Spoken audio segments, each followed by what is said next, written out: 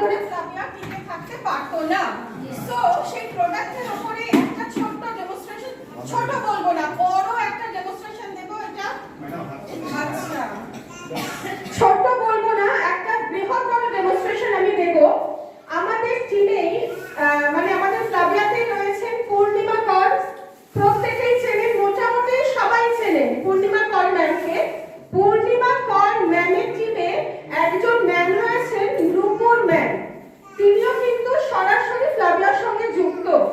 Ma'am বেশ কিছুদিন ধরে, মানে নূপুর ম্যাম বেশ কিছুদিন ধরে ব্রেস্ট ক্যান্সারে ভুগছিলেন।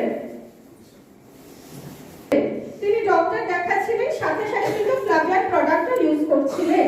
কিন্তু আমরা জানি ক্যান্সার কতটা মারাত্মক ধরনের একটি ব্যাধি, যেটা থেকে সহজে মুক্তি লাভ করা কিন্তু সম্ভব নয়।